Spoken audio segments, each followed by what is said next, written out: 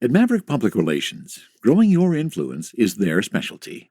NPR works with remarkable companies in the cannabis industry to deliver exceptional results. Experience big agency expertise and outstanding client service delivered by seasoned and knowledgeable experts. Connect with Maverick PR today and move your company to the next level. Visit them today at www.themaverickpr.com. From a studio high above the clouds of the Okanagan Valley, this is the Cannabis Podcast. Exploring the world of Canadian cannabis culture, one toke at a time. Now, here's your host and bud tender, Gary Johnston. Oh, whoops. You caught me in mid-preparation. I've got to learn to be ready when I start the introduction to the show. Okay, I'm ready now. Welcome back. If this is your first time coming to the Cannabis Podcast, I hope you're going to enjoy the next 30 minutes or so when we are going to just talk about all kinds of things cannabis. I kind of have a bit of a passion for the plant, and I like to share that. On this episode of the Cannabis Podcast, what have we got coming up for you? Well, we have a potpourri of things on episode 67. On this episode, I get to finally have that conversation I've been waiting a long time to have. The one with my boss, Tarek Shbib, the owner of Spiritleaf Kelowna. That conversation is in this episode. And we're going to visit Cultivar Corner, of course. This time it's another local product from the Okanagan, and this is Flowr's new release, BC Black Cherry. And we're going to follow up with a story on that pound of weed I mentioned a few episodes ago. There is a follow-up to that, and it involves a hitchhiking trip like no other. A half a pound of weed, no matches, lighter, or papers. All of that and more on episode 67 of the Cannabis Podcast. And before we dive into the details of this episode, let me throw out a couple of shout-outs to a couple of people. Actually, one of them to my brother Bill. I've already talked about him a few times in a few episodes. I'm pretty sure of none of the stories I've told over the years have involved him. And the interesting part is he's actually discovered the podcast now. I was chatting with him just the other day, and he said, "Gary, I'm really enjoying listening to your podcast." Well, thanks, Bill. I've been doing it for almost 3 years now. But better late than never, right? And a lot of my contacts with cannabis, certainly while I was in the Kootenays, came through my brother Bill. So he and I have had a long marijuana relationship, not only just a brother relationship. And interestingly enough, the story I'm going to finish off with today is me on a trip with that infamous pound of pot. Well, okay, maybe it's now just a half a pound. Traveling via hitchhiking to visit my brother in the Kootenays, and it was a wacky trip, and you'll hear about that at the end of this episode. Also wanted to send out a couple of shout-outs to, I had another guest in the store last week who commented on the fact that she really loves listening to the podcast. Jade, I think it was. If it was Jade, thanks for mentioning that. I always like to hear that. Oh, and the other thing that I wanted to talk about was, you've heard me many times on this podcast make humorous reference to the term from Ontario of a half quarter when you're looking for an eighth. Well, I was very surprised this last week when we actually got some product into the store from the batch. It's an eighth, and guess what it's called? Half quarter. Yep, they went there.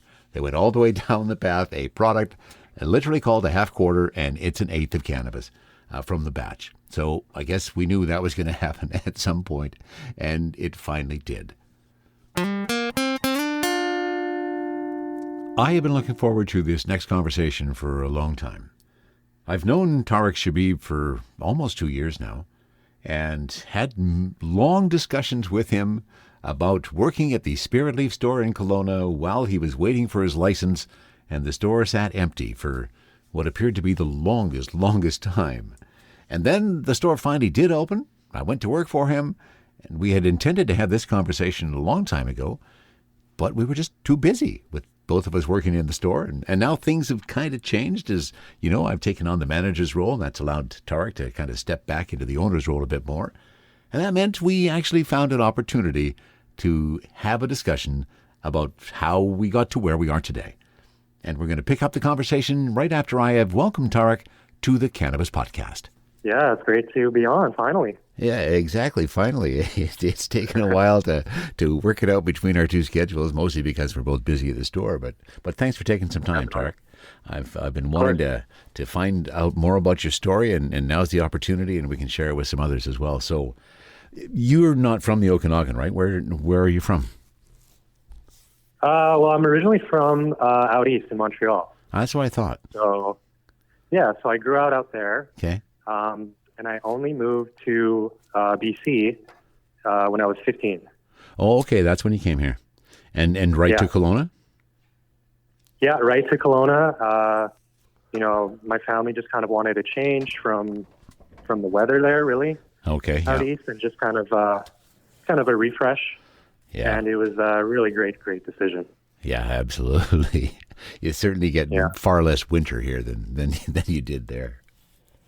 Definitely. Cool. So now let me know your cannabis story. Where and how did your journey with cannabis begin? Oh, geez. Well, it started pretty young. I actually, growing up in Montreal, I had an older relative, an older cousin, who was really into growing his own. Oh. And I was very, very intrigued at the whole process and just kind of the art form of growing the plant. I mean, there was so much involved. And to be honest, I just loved going over and smelling the smells. I bet. And it really got me curious. And it wasn't until I was a little older that I started to get more into kind of the positive benefits of cannabis. Yeah. My mother, she has MS, and she's been dealing with that for half her life. Okay. And she's tried about everything, and cannabis is just about the only thing that really gives her any kind of relief. Oh, nice. And I really kind of pushed her to try it, just in doing my own kind of research, and she was willing to, and it just kind of blossomed from there. And I just kind of had a much deeper appreciation for the plant. Yeah. And I've always been really passionate about it from that point. So that's kind of how I've been involved in cannabis and kind of what it means to me. And before you went down the path of the franchise, which obviously I have a lot of questions about going down that path, what kind of things did you do before when for a vocation? Yeah, so I've always been very entrepreneurial. Growing up as a teenager, I got my first car, and it was my baby, and I would really take care of that thing. And occasionally I'd go in and try to get it cleaned and detailed, and no one would really do the kind of job that I would kind of be satisfied with. And so I thought, hey, I started kind of just doing it myself. I noticed kind of how good I was at it, and I started my own kind of business running car detailing. Very cool. Workshop. Very cool. Yeah, I can see you being really good at that. Yeah, I'm sure. So, I was into that for quite some time throughout college, where I was taking business. I've always been really kind of into running my own business. Yeah. And I eventually found, actually, I'm kind of jumping ahead. I used to go down to California every year. I had a family down there. Okay, yeah. Going down there, I would see the cannabis industry, and they're, about 10 years or so ahead of us up here. I would kind of be basically a cannabis tourist. I would go into these California dispensaries and see what all they had, and just kind of be that kind of kid in the candy store type of thing. And I mean, so that was really something special that I kind of kept in the back of my mind, right? Yeah. And I really liked California, and I really wanted to move down there, and so I did find a franchise, a health and fitness franchise, a supplement franchise. Oh, okay. Down there. Yeah. I was going to open one down there, and I had been working on the whole process, immigration, finding a location, dealing with the franchise, dealing with, everything that goes involved in that. Yeah, I bet. yeah, while I was down there, I just had a gut feeling that, something wasn't right with what I was doing. Okay. And, at first I kind of tamped it down and just kind of,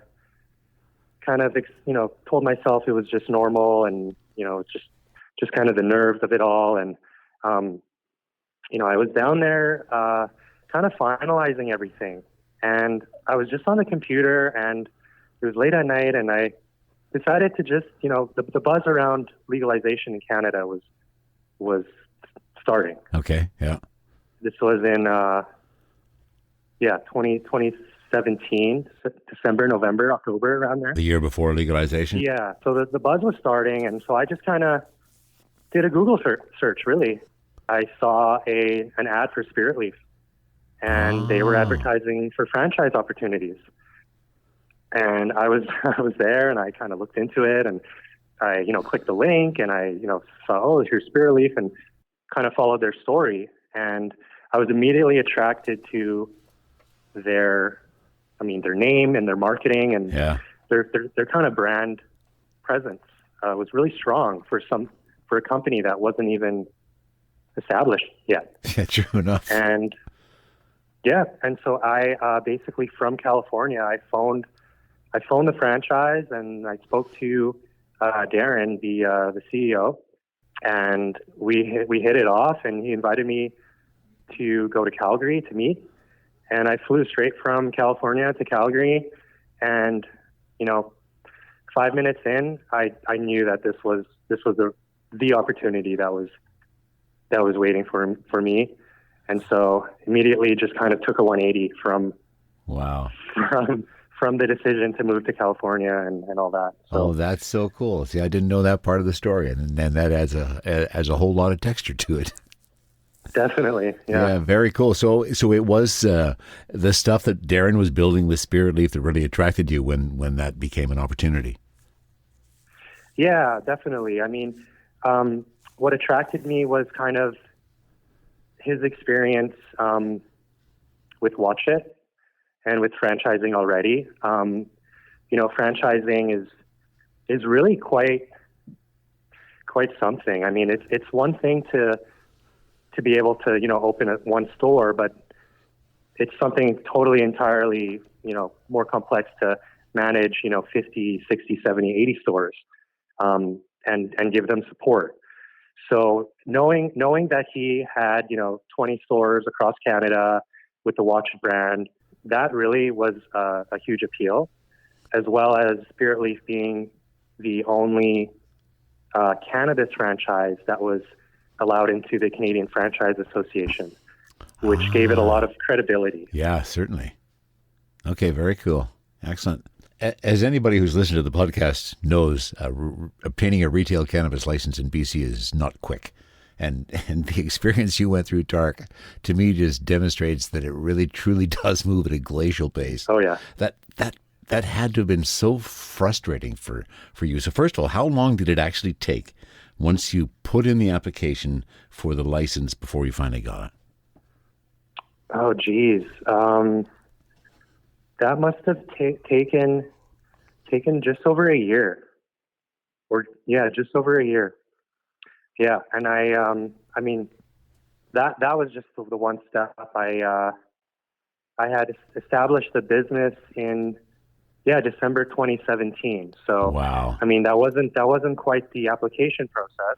Starting, but that was kind of, this is what, that was kind of the first step. Yeah, absolutely, and so cool. And you kept that was the thing I was always impressed with. As you and I had dealings as you were going through that process, you never let the frustration show, which I thought showed you had your true character, which is one of the reasons why I wanted to join you with this venture. So, well done. I definitely. I mean, I basically, you basically don't have a choice when you're in that situation. But I tend to kind of only worry about things that I can control, because then you end up getting quite frustrated. Very smart.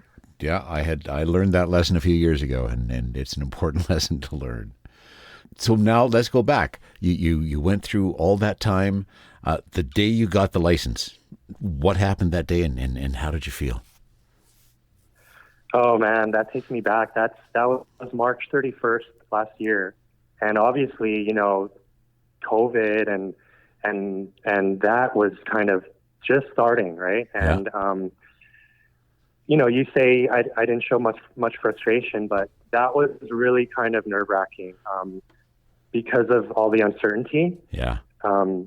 with what was going on, and I had no idea whether or not this was going to delay things another few months, which, even a few months would have been really, really, really hard to manage. So, I got this letter, or, they sent an email, and I kind of had to read it. I read the subject line, and you get these emails occasionally, right? And they're mostly just, informational, or they're asking for more information from you as a license application or as a licensee. And so it basically just said that I had my approval in principle, which basically means that it's what I needed to open. Yeah. The license is coming. Yeah. Yeah.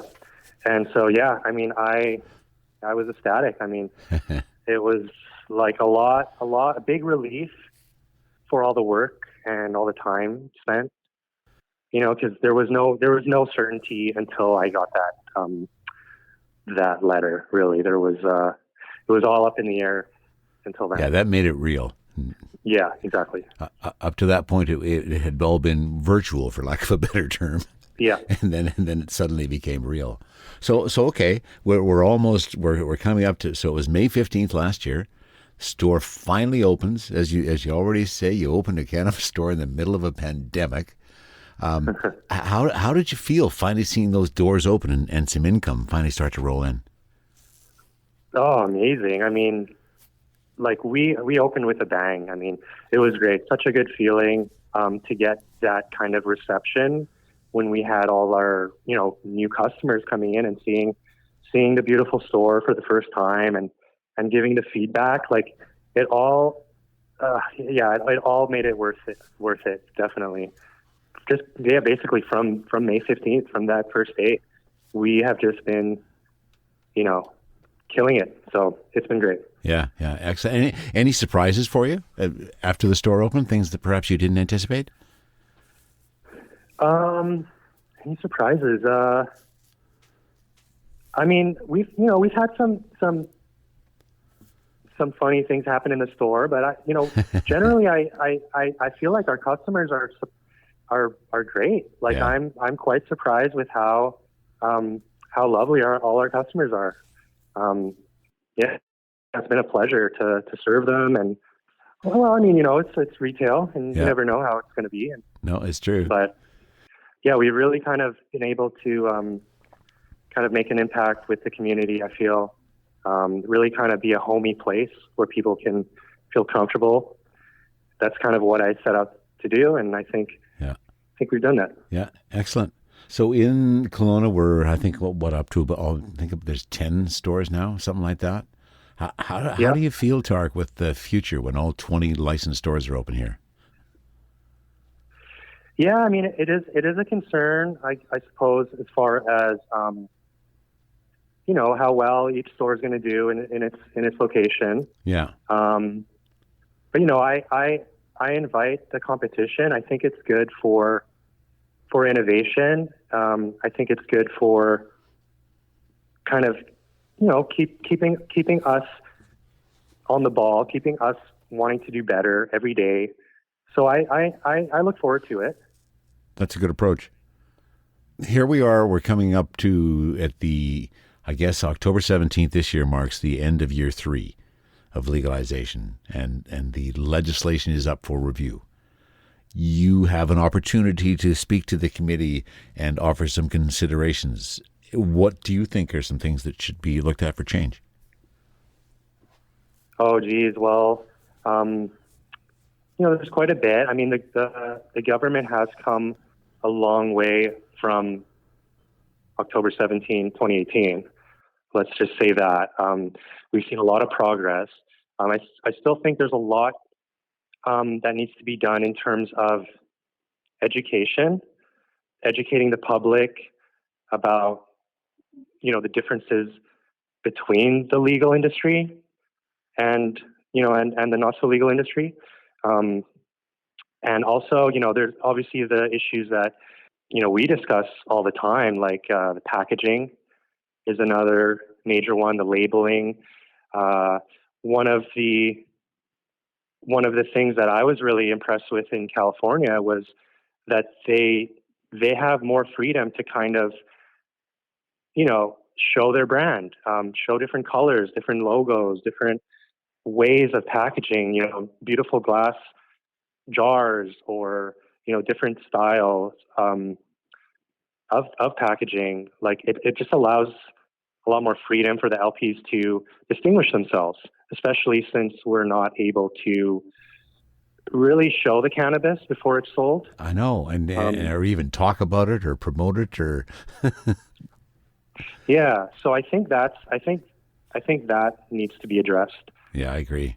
Definitely, and just the little discrepancies between how cannabis is treated versus, say, liquor and alcohol. Yeah, so much stigma associated to cannabis. Yeah, I'd say that kind of needs to be a little more balanced in terms of how they view it. Yeah. Yeah, perfect. So you obviously had a lot of support as you were going through it, all of your investors and advisors. Did any of them in particular offer you some advice that kind of sticks with you and keeps you going today?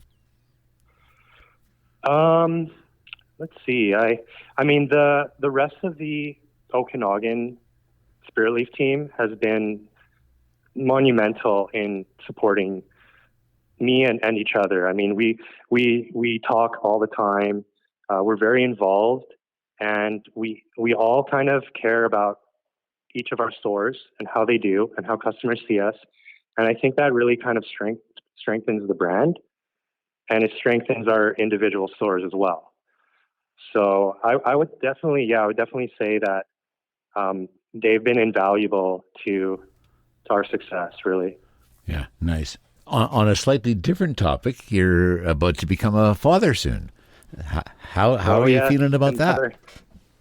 Oh, very excited. Yeah, I mean, between the store, getting that set up, and then now, basically any day, the little one's coming. So it's been really, really, really excited. I'm ecstatic about it. Yeah, I bet you are. And Krista, I'm sure, is just can't wait for this to be over at this point.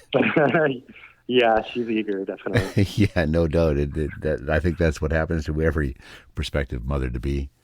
What's your favorite thing, Tarek, about going through all of that process, having your store open, and where you are today? What's the favorite thing that you think about that just gives you that feeling of total satisfaction?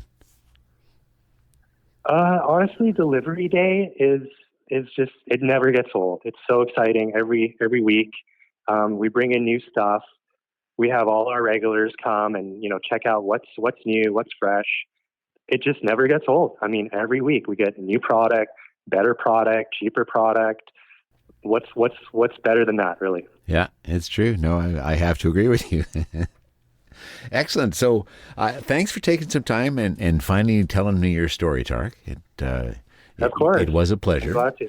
And that brings us to the hot seat questions. And I think you've got pretty good answers to most of these. So your favorite cultivar? And I do accept a broad answer that includes multiples if you have to go there. I'd say like a heavy Pink Kush classic. Can't go wrong with that. Okay. And joints or vape? I'd say joints. Okay. Your favorite munchie? Pizza. Oh, yeah, I enjoy that too. Edibles or flower? Oh, flower all the way. All the way.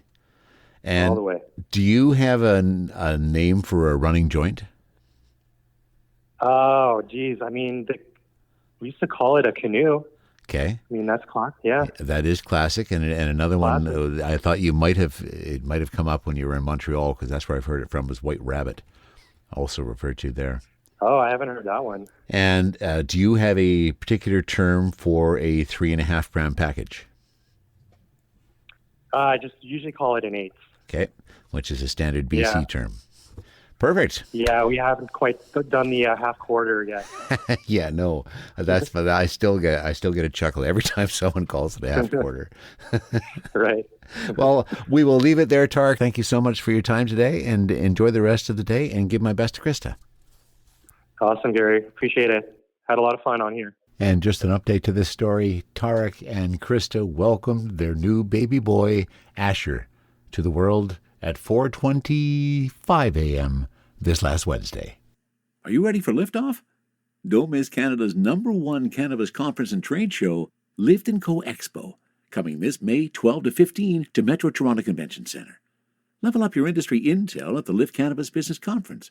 Connect with movers and shakers from across the cannabis industry and preview new products and services from 250 plus exhibitors. Plus, everyone loves Lift & Co Expo's prizes, live music, and more. Visit liftexpo.ca for tickets. That's liftexpo.ca. THC, CBD, terpene profiles, what's in me? Oh, please explain to me. Cultivar Corner, Cultivar Corner, oh yeah. Cultivar Corner, please explain this stuff to me. And Cultivar Corner today is kind of dedicated to the locals, the people here in the Okanagan Valley that have contributed and are contributing so much to the Canadian cannabis market, the global cannabis market. We got some fine companies here in the Okanagan, and they are doing some fine work. And I wanted to recognize one of them today. And we've spoken about him before. We have, in fact, on Cultivar Corner, we have sampled Flowr's BC Pink Kush. Flowr, of course, the grower that I'm talking about, the licensed producer here in the Okanagan, where they do all of their growing and in some fabulous facilities. In fact, they just opened the newest and most diverse research facility for cannabis in the world is part of the Flowr Corporation here in the Okanagan. And because they just released, at least for the BC markets, their version of BC Black Cherry, and we just got it into the store this afternoon, I thought that would be a good opportunity to take it for a ride on Cultivar Corner. So, and let me throw a few accolades out. Well, first of all, let me take one accolade away, because I was going to comment on the fact that they have the terpenes on the label, but they don't. However, when you go to their website, and I have included the link to that back at cannabispodcast.com, when you do go to the website, you'll notice that they do have the terpene profiles, which is really cool. And not only that, they're giving a bit more detail on each of the specific terpenes, letting you know some of the components of that terpene. So let's dive into what their description of BC Black Cherry is. Dark green, deep purple. Formulated by the crossing of black cherry pie and purple punch genetics. BC Black Cherry Punch is a high THC, indica-dominant cultivar flaunting violet leaves and bright orange pistils, with a unique profile that offers pungent aromatics reminiscent of freshly baked goods. Okay, this sounds delicious, and I'm going to have to open the jar now. The first thing that I was intrigued with Flowr was, of course, they are using glass jars, which is really nice. And with their BC Black Cherry, they've introduced a new blue glass jar. Very attractive blue. And, oh my. I just stuck my nose in this little blue glass jar, and I am getting those pungent aromatics reminiscent of freshly baked goods. The flavor profile, so that's THC, 20 to 25%. That's what they're saying. And what have I got on here? I got 22% on this particular jar. CBD range less than 1%, not unexpected. The flavor profile, sweet, woody base, apple, berries, and ground pepper. Now, I talked on a previous Cultivar Corner how my nose is perhaps not as sophisticated as many of yours, but I can pick up a lot of different notes in this. The intent of this particular strain, BC Black Cherry, focus, euphoria, and relaxing. And the terpene profile I mentioned before, the first terpene listed is farnesene. And we spoke about this on a recent Cultivar Corner, when we discovered that farnesene is what gives us the green apple scent. And here's one of the kudos for the Flowr website.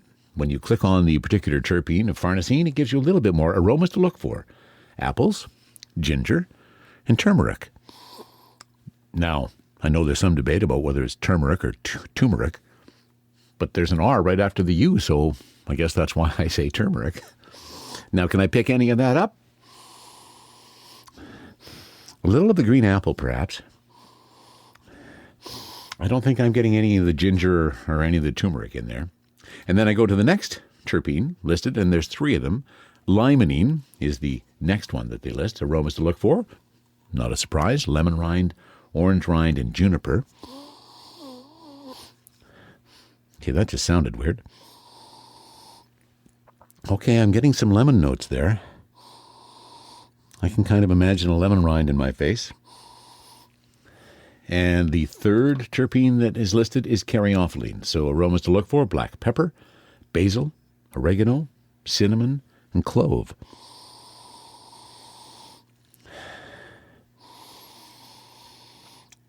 A little bit of clove, I guess, there. Clinging clove hanging on in the scent there. So it is an interesting flavor profile, I have to say. Now, let's take a look at what they called these. How did they describe the bud? Flaunting violet leaves and bright orange pistils. Well, first of all, I should bring out my scale to make sure that I am on weight, and I'm pretty sure I'm going to be. There's 3 buds inside of this jar, obviously of fairly substantive size. One is 1.6, 1.5 grams. Add another, I'm up to 2.9, and I add my third, and I come out at 3.3. Let me take the rest of what's inside the jar, get an accurate count.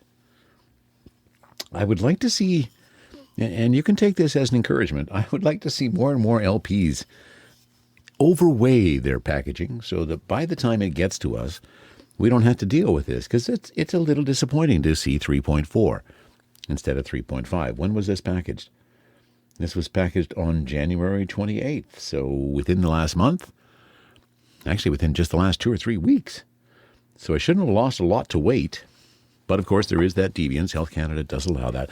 We're not going to score them poorly on the fact that it's not. Oh, hang on a sec. Is it because I just breathed on it? It is now at 3.5 grams. I'll take that as an honest weight. And now I think I need to take this as an honest smoke, and let me pause everything here and get a joint rolled and something in my vaporizer. And of course I don't actually pause it. I keep rolling it. The recording keeps happening while I put my weed into my grinder.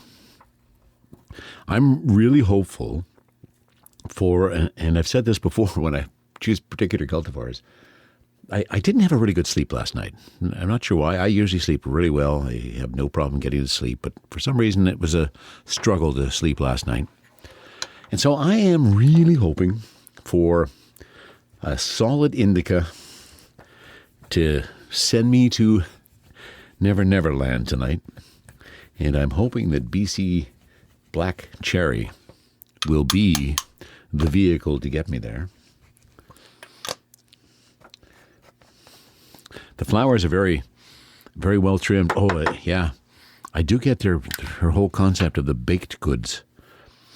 There's a lot of those kind of fruity and baked aromas that are floating around my studio right now. There's some orange pistils in here. I'm not seeing a whole lot of the violet, flaunting violet leaves. As I look in I'm not seeing a lot of violet.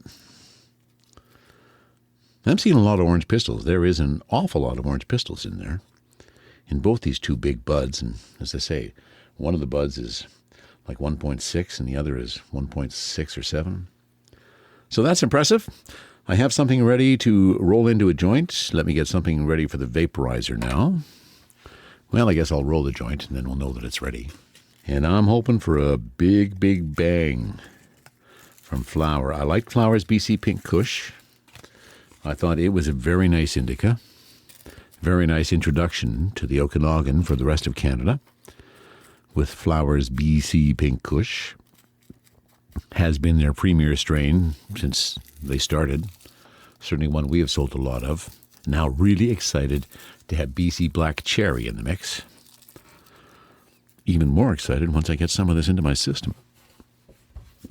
Okay, I got the joint rolled. I got the vaporizer loaded up. What say we take Flowr's BC Black Cherry for a little ride?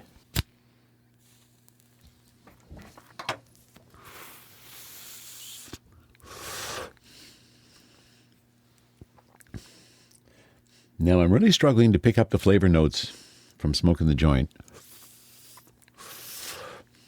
And I've talked before about struggling with this. You know, we hear people talk about those vanilla or chocolate notes on inhale or exhale, and I think they're making it up. No, I know that other people have much more definitive and better developed sensations of taste than I do. So on that note, that may be one area of helping you find the cannabis that works for you that I may be a little in deficit on. My palate is perhaps not as round as I would like it to be. So in terms of the taste notes, I can't really say that there's a lot that are hitting me when I smoke this joint.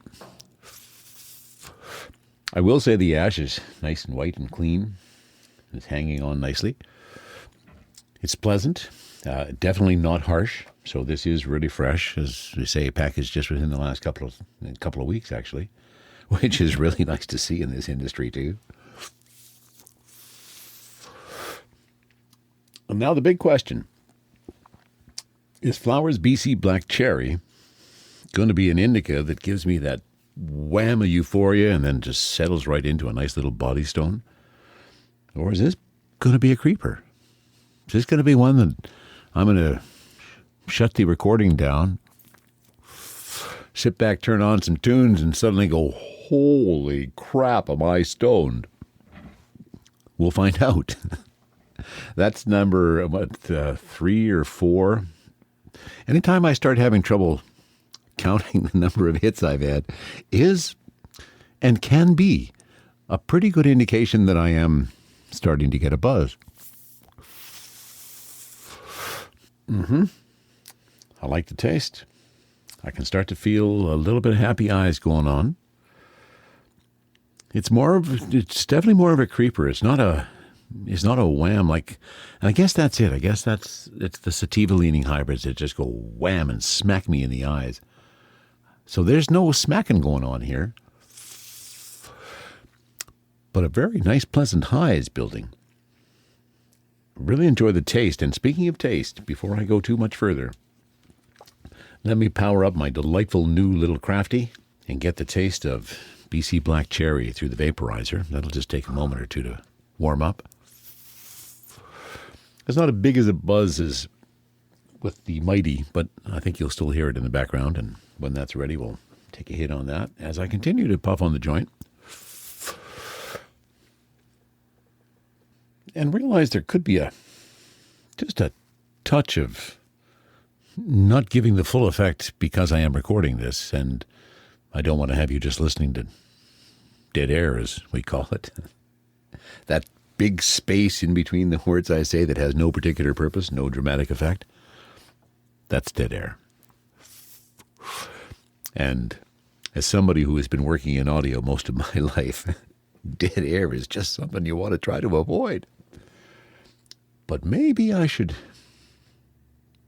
hang on to things a little bit longer and let them have a bit more effect. All right. The Crafty Plus is up to temp. So let's see what BC Black Cherry tastes like.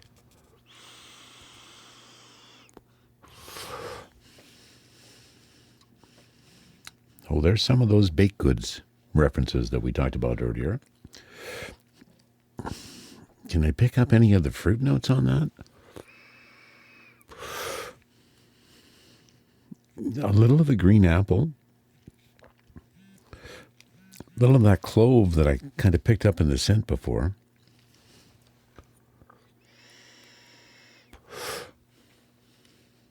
There's just a bit of a fruitiness to it. Oh, but it tastes nice. Very smooth in the vaporizer. Now, I also took a deviation and pulled out the jeweler's loop and took a look at these little frost monsters. And it was a worthy effort because they are trichome laden. Big, big bulbous trichomes. Fair amount of amber, which I kind of expected in an indica, to take it to the full extent of what the flower can do. Do recommend, if you have not picked yourself up a jeweler's loop yet, grab one. It's a lot of fun looking at your cannabis and just seeing all that magic that resides there in those trichomes, and it's just a lot of fun. All right, I digress a wee little bit, which I think is an indication that I'm getting stoned. And that's always what I'm hoping for every single time I start a Cultivar Corner. I hope I'm just going to get blasted. I've had an opportunity for this to creep a little bit. It hasn't gotten really, really strong, but I'm stoned. I'm quite enjoying it. It's a very relaxing stone. I wouldn't try to do a bunch of editing or anything right now. I don't think for me, BC Black Cherry is going to be the one for focus. I usually go for sativas for that kind of thing. And since this is an indica leading dominant or indica dominant hybrid, I'm suspecting that what I'm feeling is more what I would expect. More body relaxation, more just kind of stoned and just kind of want to chill and chill rather nicely and try to stay away from eating a bunch. But that's always a problem for me with cannabis. Well, that's always a problem for me anytime. It doesn't matter whether I have cannabis or not. To be perfectly honest. Isn't that actually where a lot of the munchies come from? We just have an inherent need or desire to snack, and cannabis just enhances that, which kind of goes to what I've often said, that cannabis for me is an enhancement to what I'm currently doing. All right, I think I'm ready to pass judgment. BC Black Cherry from Flowr Corporation, BC's Flowr Corporation. Fabulous company. Love the stuff they're doing. They've done it again. Their BC Pink Kush was certainly worth a try. I strongly urge you to give a try to BC Black Cherry if you have not already. I think you'll enjoy the taste sensations, that sweet woody base, some apples, some berries, a little ground pepper, and I hope it gives you some euphoria and relaxation, as it has apparently done for me. From the cannabis-infused studio in the clouds, this is the Cannabis Podcast. And now we pick up where we left off, arriving back in Penticton with a pound of pot after hawking my saxophone in order to get it. Well, I didn't do such a good job when I got back to Penticton in selling that cannabis. I was always too freaked out to just go around and ask people if they wanted to buy weed. I know lots of people did, but that was never a comfort zone for me. So I frankly ended up smoking most of it rather than selling it as my intent had been. And as a result, I ended up losing the apartment that I was in because I couldn't pay rent, and it was time to move on. So I did have about a half a pound of cannabis left.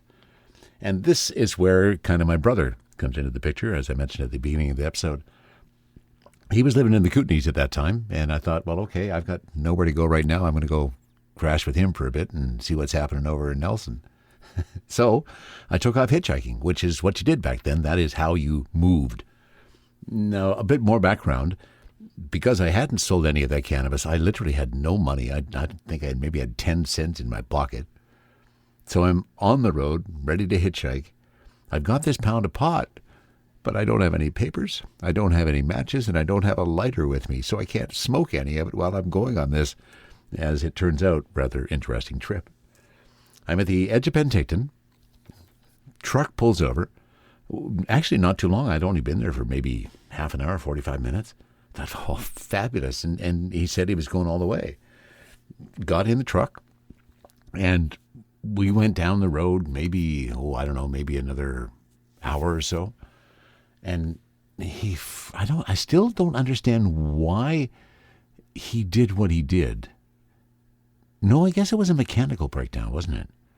See, sometimes your cannabis memory can be sharp, it can be right on, and sometimes it kind of weaves in between, real clear, pristine pictures and somewhat muddy waters. So the reason why I'm confused is there was really 3 different things that happened to vehicles while I was on this trip, and sometimes I mix the order up. So I believe the first truck ended up having, that was a mechanical failure. I think the battery died or something like that. So we ended up, again, I'd only been about an hour down the road. Ended up, here I am now, hitchhiking once more. And the next vehicle that went to pick me up, as it was going to pull over, he miscalculated and literally drove his truck into the ditch. I couldn't believe it as I watched it happen, but lo and behold, it did. I felt really bad, but I mean, I wasn't driving it. I didn't drive it into the ditch, so it wasn't my fault. So that was number 2. Actually, 4 things that happened to vehicles. So then I'm now waiting, and I've now been on the road for a good number of hours. That first ride was pretty quick. Everything else, it took quite a while. Now here I am, where there's this vehicle kind of in the ditch, and the tow truck is coming to get him out. I moved down the road a little bit. And finally I got picked up by this guy. I think he was a traveling salesman, and he was on his way. And he said he was heading all the way into Nelson. So I thought, oh, fabulous. I'm finally going to get there. Well, I shouldn't have had such positive thoughts at that moment, because we did get close. We got to around the Castlegar airport, and suddenly his car literally stopped. The motor shut off, the lights turned off, and we're coasting down the highway, and he doesn't really have a whole lot of control in this dead car. I couldn't believe it. The luck on this one single trip. So, and of course, remember that in between each of these incidents, I haven't been able to smoke a joint to kind of reset things because I haven't had any matches, lighter, or papers. So here we are. I'm less than a half an hour away from my destination. It's now dark. Night has turned, and I figure, I'm going to have to find a place to sleep here. So I crossed the highway. And this is right at the junction, and I can't remember the number of the highway, number 6 perhaps, 3A perhaps, that goes up into the Slocan Valley from Highway 3, which is the southern route across BC. I was right at that junction, and right at that junction there is an elementary school that's literally right there. So I thought, well, that's a kind of a nice little field. I'll go and sleep there. I toss my bag over this fence, climb over it, and I'm walking into the field looking for a good spot to settle down, and suddenly I hear the barking. And the 3 German Shepherd guard dogs that are leaping across the field to stop me from sleeping in there. So I did manage to get over that fence without any of them getting a hold of me. But Jesus, I mean, what kind of a trip was this anyways? And once again, I can't smoke a joint to cool myself down. So I figure, okay, well, I'm clearly not going to get there tonight. So I literally go back to the side of the highway. I lay out my sleeping bag on a hill, and that's kind of, facing up to the roadway. And every trucker who went by that night, I don't know whether they thought it was funny or not, but a toot on their horn kind of kept me on edge all night long. Didn't really sleep. Finally got a ride into Nelson the next day. Got over to my brother's place. It was actually a couple of miles out the lake. Show up at his front door, and he's a little surprised. He wasn't expecting me. And said, well, what do you want to do? I said, oh, there's only one thing I want to do right now. Do you have some papers and a lighter? Pulled out that bag of pot, rolled myself a big fat doobie, went out onto his porch, sat there and smoked that, looking out on the lake and thinking, my goodness, how could one hitchhiking trip have so many foibles in it and not be able to enjoy any of it? I think I ended up staying with my brother in Nelson for probably the next week or two, and that pound of pot eventually just vanished. Went up into thin air, shall we say. Alas, alas, the plans we have and the plans that perhaps don't turn out the way we intended. If you ever have any ideas or suggestions for things that we should talk about here on the Cannabis Podcast, please send me a note to info@cannabispodcast.com. Same thing if there's someone that you think we should interview. I'd always like to hear that as well. I've got still a number of Cultivar Corners lined up. They're going to be coming up over the next few episodes. And that brings us to a conclusion of episode 67 of the Cannabis Podcast. From the cannabis-infused studio, high above the Okanagan Valley, this was the Cannabis Podcast.